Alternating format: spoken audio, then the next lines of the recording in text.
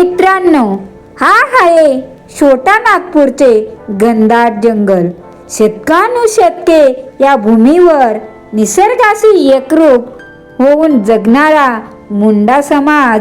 निसर्ग हाच त्यांचा देव आणि जंगल हीच त्यांची माया. खुंटकटी या त्यांच्या पारंपरिक व्यवस्थेत जमिनीवर संपूर्ण समुदायाचा हक्क असायचा. ना कोणी मालक ना कोणी गुलाम, सगळं काही शांत आणि समृद्ध चाललं होतं. पण मग या शांततेला कोणाची तरी वाईट नजर लागली. आपल्या भारताच्या इतिहासात असे अनेक वीर झाले ज्यांनी अन्यायाविरुद्ध आवाज उठवला, पण काही महानायकांना इतिहासात योग्य स्थान मिळाले नाही. आज आपण जाणून घेणार आहोत अशाच एका महान क्रांतिकारकाची प्रेरणादायी कथा, धरती आबा बिरसा मुंडा आणि त्यांच्या उलगुलान उठावाचा इतिहास. जागतिक आदिवासी दिनानिमित्त या महान आदिवासी स्वातंत्र्य वीराला माझा विनम्र अभिवादन. मित्रांनो, व्हिडिओ शेवटपर्यंत नक्की पहा आणि व्हिडिओला लाईक करा, सबस्क्राईब करा आणि बेल प्रेस करायला विसरू नका. मित्रांनो, भगवान बिरसा मुंडा यांचा जन्म 15 नोव्हेंबर 1875 रोजी झारखंड राज्यातील उलीहातू या गावात झाला. ते मुंडा आदिवासी समाजातील होते. लहानपणापासूनच ते बुद्धिमान, धाडसी आणि समाजाच्या दुःखाची जाणीव असलेले होते. ब्रिटिश राजवटीत आदिवासींची जमीन हिसकावली जात होती. जंगलावरचे हक्क काढून घेतले जात होते. लोकांवर अन्याय आणि जबरदस्ती वाढत होती. हे सर्व पाहून बिरसा मुंडा यांच्या मनात स्वातंत्र्याची ज्वाळा पेटली. ब्रिटिश सरकारने जंगलावर नियंत्रण मिळवले. आदिवासींना त्यांच्या स्वतःच्या जंगलात जाण्यासही बंदी घालण्यात आली. शेतीवर कर लावण्यात आले. सावकार आणि जमीनदार लोक गरीब आदिवासींचे शोषण करत होते. धर्मांतराचे प्रयत्नही सुरू होते. यामुळे आदिवासी समाजात प्रचंड असंतोष निर्माण झाला. 1980चा तो काळ. इंग्रजांनी आपली नजर या समृद्ध जंगलावर वळवली. त्यांनी फॉरेस्ट ॲक्ट आणून आदिवासींचा जंगलावरचा अधिकार हिरावून घेतला. त्याच वेळी बाहेरून आलेले जमीनदार, सावकार आणि व्यापारी, ज्यांना मुंडा भाषेत दिकू म्हणजेच बाहेरचे शोषक म्हटले जायचे, त्यांनी या भूमीवर कब्जा करण्यास सुरुवात केली. चक्रवाढ व्याजाच्या जाळ्यात अडकून आदिवासींच्या जमिनी लाटल्या गेल्या. ज्या भूमीचे ते मालक होते त्याच भूमीत ते वेठबिगार म्हणजेच गुलाम बनले. इंग्रजांचे पोलीस आणि सावकार यांचा अत्याचार एवढा वाढला होता की संतापाचा वणवा आतल्या आत पेटत होता. फक्त गरज होती एका ठिणगीची. मग क्रांतीचा जन्म झाला धरती आबा बिरसा मुंडांचा. उलीहातू गाव, तेजस्वी डोळे आणि हातात धनुष्य घेतलेले तरुण बिरसा मुंडा यांचा जन्म झाला आणि ती ठिणगी पडली बिरसा मुंडा यांच्या रूपाने. चाईबासाच्या मिशनरी शाळेत शिक्षण घेत असताना बिरसा यांच्या लक्षात आले होते की इंग्रज आणि मिशनरी केवळ जमिनीच नाही तर त्यांची संस्कृती आणि धर्मही हिरावून घेत आहेत. 1895 मध्ये अवघ्या 20 वर्षाच्या बिरसा यांनी आपल्या लोकांना एकत्र केले. त्यांनी बीर सईद पंथाची स्थापना केली. दारूबंदी, स्वच्छता, आत्मसन्मान आणि आपल्या निसर्ग धर्माचे रक्षण करण्याचा उपदेश दिला. लोक त्यांना धरती आबा, जगाचे पिता आणि देवाचा अवतार मानू लागले. बिरसा मुंडा आबुआ राज एत जाना, महाराणी राज तुंडू जाना, राणीचे राजे संपवा आणि आपले राजा आणा, असं ते म्हणत. मग उलगुलांचा एल्गार व गमिनी कावा कसा झाला तर 24 डिसेंबर 1819 ख्रिसमसची पूर्वसंध्या होती. बिरसा मुंडा यांनी उलगुलान म्हणजेच मोठ्या क्रांतीची घोषणा केली. हजारो मुंडा योद्ध्यांनी हातात धनुष्य, बाण, भाले आणि कुऱ्हाडी घेतल्या. इंग्रजांचे पोलीस स्टेशन, चर्च आणि जमीनदारांच्या हवेलीवर एकाच वेळी छापे मारण्यात आले.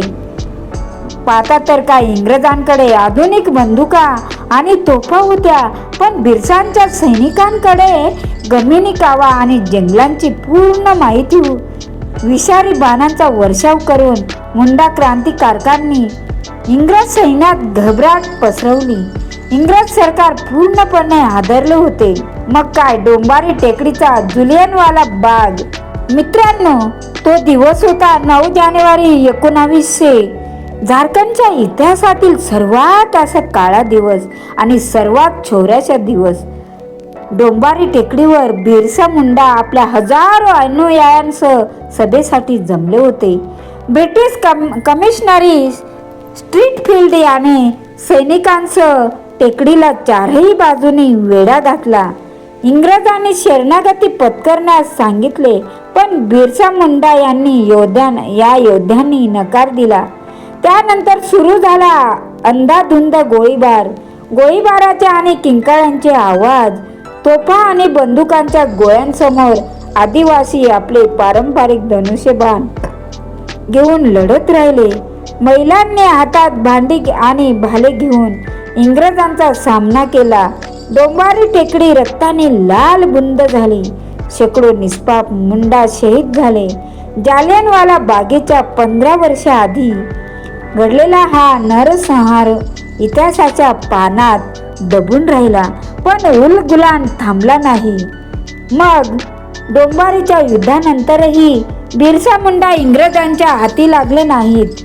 इंग्रजांनी त्यांना पकडण्यासाठी 500 रुपयांचे त्या काळात म्हणजे मोठे बक्षीस होते. आणि शेवटी 3 मार्च 1900 रोजी जमको पायीच्या जंगलात झोपेत असताना काही फितुरांमुळे म्हणजे त्यांच्यातीलच काही फितुरी करणाऱ्यांमुळे बिरसा मुंडांना अटक करण्यात आली. त्यांची माहिती दिल्यामुळे त्यांना इंग्रजांनी पकडले आणि रांचीच्या मध्यवर्ती तुरुंगामध्ये डांबण्यात आले. अमानुष छळ करण्यात आला त्यांच्यावर आणि 9 जून 1900 अवघ्या 25व्या वर्षी या महामानवाने तुरुंगात शेवटचा श्वास घेतला. इंग्रजांनी त्यांच्या मृत्यूला कॉलेरा कारणीभूत असल्याचे सांगितले, पण लोक मानत होते की त्यांना हळूहळू विष देऊन मारण्यात आले होते. अनेक आदिवासींनी आपल्या प्राणांची आहुती दिली, पण त्यांनी स्वाभिमानाचा झेंडा खाली पडू दिला नाही. त्यांच्या मृत्यूबाबत अनेक प्रश्न आजही उपस्थित केले जातात, परंतु त्यांच्या विचारांचा प्रकाश आजही लाखो लोकांना प्रेरणा देतो. आजही बिरसा मुंडा हे आदिवासी समाजाचे प्रेरणास्थान आहेत, स्वाभिमानाचे प्रतीक आहेत. 15 नोव्हेंबर हा दिवस जनजातीय गौरव दिवस म्हणून साजरा केला जातो. जागतिक आदिवासी दिन आपल्याला आदिवासी संस्कृती, परंपरा, निसर्गप्रेम आणि समतेचा संदेश देतो. बिरसा मुंडा संघर्ष आपल्याला शिकवतो की अन्यायाविरुद्ध आवाज उठवा, आपली ओळख जपा, एकजूट ठेवा. बिरसा मुंडा हे केवळ आदिवासी समाजाचे नव्हे तर संपूर्ण भारताचे प्रेरणास्थान आहेत. त्यांचे बलिदान, त्यांची जिद्द आणि स्वाभिमान प्रत्येक आदिवासी समुदायाच्या मनात त्यांचे विचार प्रेरणा देणारे आहेत आणि राहतील कायमस्वरूपी. मित्रांनो, बिरसा मुंडा शरीराने गेले, पण इंग्रजांना त्यांच्या विचारांसमोर झुकावेच लागले. त्यांच्या बलिदानामुळेच 1908 मध्ये ब्रिटिशांना छोटा नागपूर का रिस्ट्रिक्टिव्ह कायदा म्हणजे CNI ॲक्ट मंजूर करावा लागला, ज्याने आदिवासींच्या जमिनी बिगर आदिवासींना विकण्यावर पूर्णपणे बंदी घालण्यात आली. या कायद्यान्वये मित्रांनो, अवघ्या 25 वर्षाचे आयुष्य, पण प्रभाव शतकानुशतकांचा होता. आजही जेव्हा आदिवासींच्या हक्कांची जंगल जमीनची गोष्ट निघते, तेव्हा धरती आबा भगवान बिरसा मुंडा यांचा उलगुलान प्रत्येक भारतीयांच्या दमादमात क्रांतीची ज्योत पेटवतो. क्रांतीसूर्य भगवान बिरसा मुंडा यांना माझा कोटी कोटी प्रणाम.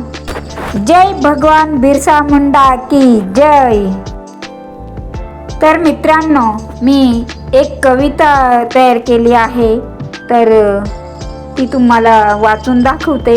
झाडांची सावली आणि डोंगराची साथ आहे, झाडांची सावली आणि डोंगराची साथ आहे, निसर्गाच्या कुशीत फुललेला आमचा थाट आहे, निसर्गाच्या कुशीत फुललेला आमचा थाट आहे. कधी झुकलो नाही आणि कधी झुकणारही नाही, कारण आमच्या रक्तातच आदिवासी स्वाभिमान आहे, कारण आमच्या रक्तातच आदिवासी स्वाभिमान आहे. जल जंगल जमीन हीच आमची खरी जहागीर, जल जंगल जमीन हीच आमची खरी जहागिरी. मातीच्या वासाने सुकावते आमचे हे शरीर, मातीच्या वासाने सुकावते आमचे हे शरीर. शहराच्या चकचकाट कुठे तो आनंद मिळतो, शहराच्या चकचकाटात कुठे तो आनंद मिळतो.